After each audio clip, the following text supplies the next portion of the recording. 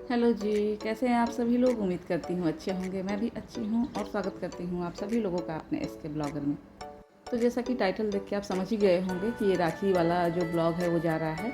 और blog late हो गया है, मैं जान रही हूँ, क्योंकि हमारे यहाँ लाइट का ना बहुत ज़्यादा प्रॉब्लम चला था। बहुत ज़्यादा बोले तो बहुत ज़्यादा, 10 दिनों से हमारे यहाँ एसी नहीं चल रहा है और इतनी गर्मी है हमारे यहाँ, बहुत ज़्यादा भयंकर वाली गर्मी है। तो इसलिए ये वॉइस ओवर जो है वो थोड़ा लेट कर रही हूँ और इसीलिए ब्लॉग भी थोड़ा लेट ही जा रहा है मेरा। ऐसे तो हर जितना भी ना फेस्टिवल का ब्लॉग होता है मेरा लेट ही हो जाता है, कैसे भी कोई ना कोई रीज़न हो ही जाता है। तो इस बार जो रीज़न है वो लाइट का है, क्योंकि लाइट ही हमारे यहाँ नहीं है और पंखा बंद नहीं कर सकते, इतनी ज़्यादा गर्मी है। और ये जो 16-17 मिनट का आप लोग को दिखता है जो ये ब्लॉग है, तो इसको वॉइस ओवर करने के लिए मुझे कम से कम घंटा, 1.5 घंटा, 2-2 घंटा भी लग जाता है, क्योंकि कभी कुछ ऐसा है गलत आ जाता है, शब्द कोई गलत निकल जाता है। तो भी आप लोग कोई ना कोई तो चीज़ खोज ही लेते हैं कि कमेंट में आ जाता है कि आप ये चीज़ बोली हैं ऐसे, ये चीज़ बोली हैं ऐसे। तो लेकिन उसके बाद भी मैं बहुत संभल के बोलने के बाद भी कोई ना कोई चीज़ चला ही जाता है। तो वो मतलब डिलीट करके फिर से उसको वॉइस ओवर करना, इसलिए बहुत ज़्यादा मुझे टाइम चाहिए होता है। और इतने देर तक पंखा बंद करके वॉइस ओवर नहीं हो सकता है, एसी चलता रहता है तो पंखा ऑफ होता है। पंखा चालू करके मैं वॉइस ओवर नहीं कर सकती, जितने भी ब्लॉगर हैं सबको पता है कि वॉइस ओवर नहीं कर सकते, क्योंकि बहुत ज़्यादा आवाज़ आता है। अपना आवाज़ जो है वो क्लियर इसमें नहीं आता है, जैसे कि वॉइस ओवर हम करते हैं तो इसीलिए रीज़न मैं बता दी हूँ कि क्यों लेट हुआ है। और ये आज मैं बना रही हूँ कढ़ी, भुजिया और चावल रोटी। तो कढ़ी के लिए बेसन घोल ली हूँ, भुजिया कट कर ली हूँ, आलू भुजिया के लिए। और ये देखिए, ये मैं कढ़ाई में तेल डाली हूँ और राई डाली हूँ, मेथी डाली हूँ और ये निकाली हूँ जो चम्मच है चलाने के लिए।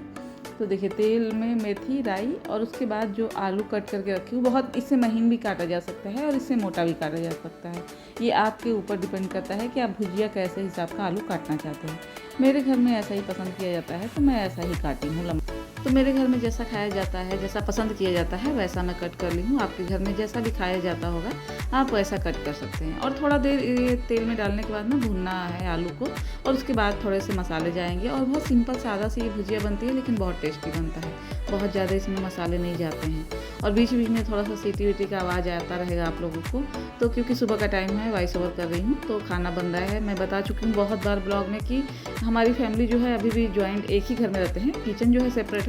तो आवाज़ आते रहेंगे, क्योंकि खाना कहीं ना कहीं बनता रहता है तो आवाज़ आता है किसी न किसी किचन में। टाइमिंग सबका अलग है इसलिए।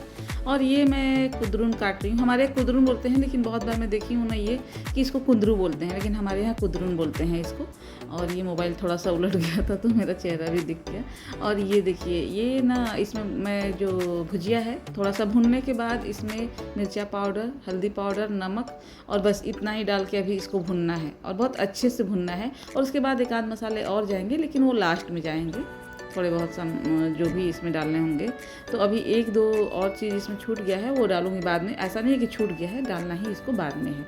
तो ये देखिए, ये भुन रहा है, बीच बीच में इसको चलाते रहे, नहीं तो ये तले में लग जाएगा कढ़ाई के, इसलिए इसको चलाते रहेंगे हम लोग। और ये मैं कुंदरून जो काटी हूँ, तो ये भी भुजिया बनाना था, लेकिन ना मुझे लगा कि ये ज़्यादा हो जाएगा, क्योंकि एक दो लोग बोल दिए कि खाना नहीं खाएंगे। जैसे मेरा भाई आया हुआ तो उसने बोला कि नहीं खाएगा वो, या बाहर खाएगा, कुछ हुआ था ऐसा। तो वो मैं कुदरून जो है वो कट करके और फ्रिज में रख दूँगी। और ये देखिए, ये दो चीज़ इसमें बाकी रह गया था।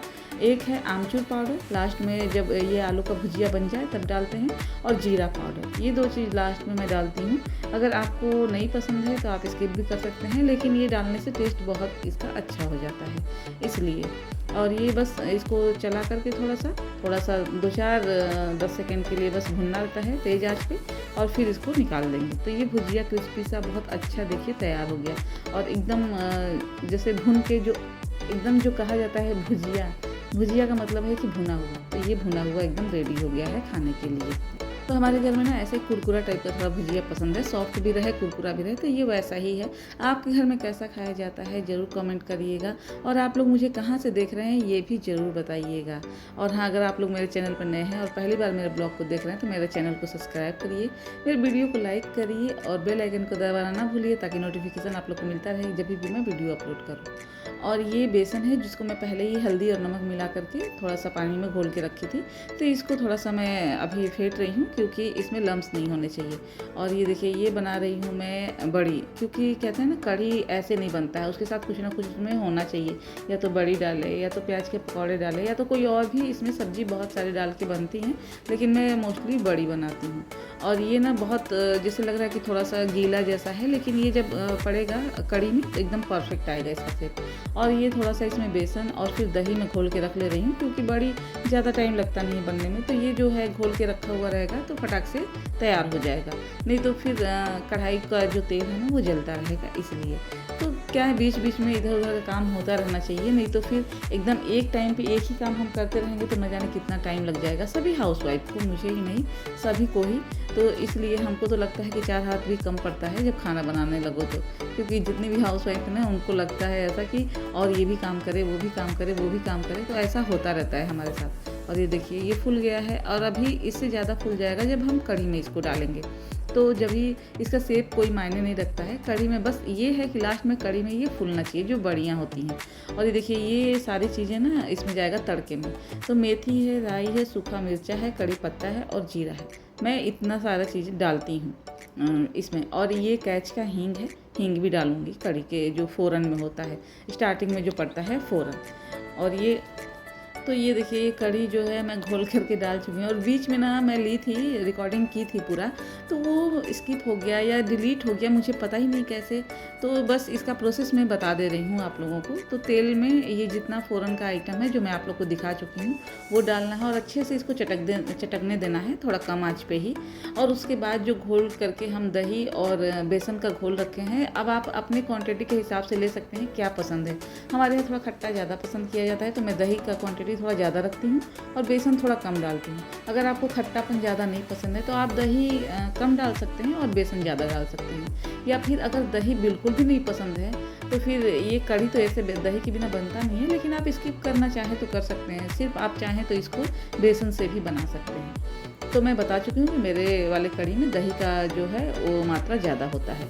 तो वो डाल के घोल जो उसका तैयार की रहती हूँ, तो वो जब चटकता है ना उसके बाद ही तुरंत उसको डाल दिया जाता है जो घोल को है, फ़ौरन चटकने के बाद। और उसके बाद बड़ियाँ डाल देती हूँ, और बड़ी देखिए एकदम फूल के कितना बड़ा बड़ा हो गया है, बहुत अच्छा बना हुआ था ये जो कढ़ी और बड़ी है। तो ये हो गया। और इधर ये चावल बैठा दी हूँ मैं, क्योंकि कढ़ी तैयार हो गया है, भुजिया तैयार हो गया, और अब ये रोटी बन रहा है। तो रोटी बनाने के लिए देखिए सारा सेटअप जो तैयार करना होता है कर लेती हूँ, क्योंकि रोटी ऐसा चीज़ है ना कि बस एक आंच पे नहीं बनता है, उसके लिए बहुत सारा जगह चाहिए। चकला बेलन रखने के लिए, परथन रखने के लिए, आटा रखने के लिए, और रोटी बना के भी एक जगह चाहिए रखने के लिए। तो बस ये किचन तब ज़्यादा छोटा लगने लगता है जब रोटी बनाते हैं, जो इसका रैक है, क्योंकि बहुत छोटा है जो प्लेटफॉर्म है ना किचन का, तो इसलिए। और ये तभी बन पाता है जब पूरा काम समेट लें और खाली किचन थोड़ा सा मिले हमें, क्योंकि ये कंजेस्टेड में रोटी जो है ना नहीं बन सकता किसी के भी किचन में। कंजेस्टेड जगह में रोटी थोड़ा सा मुश्किल हो जाएगा बनाना, इसके लिए जगह ज़्यादा चाहिए होता है। तो ये एक रोटी बना के रखूँगी मैं गाय के लिए, जो हमारे घर में गाय है, तो उसके लिए, और फिर बाकी सब रोटी बनाएंगे हम अपने लिए।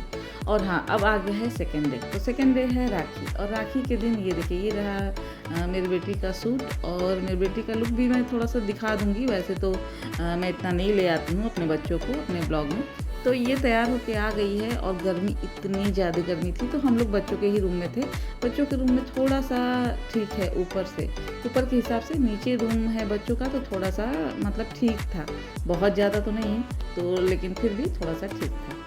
तो ये अपना वो लेके आई है कान का, और ये सब की मतलब मैं क्या पहनूं, तो वही सब अपना डिसाइड कर रही थी। फिर फाइनली वो पहन भी लेती है, और ये फिर राखी का सेलिब्रेशन शुरू हो गया है। क्योंकि इस बार ना जो टाइमिंग है वो 2 बजे की या 1:30 बजे के बाद था, शाम का टाइमिंग था। तो ये 4 बजे या 4:30 बजे हमारे यहाँ राखी का जो सेलिब्रेशन है वो हुआ था।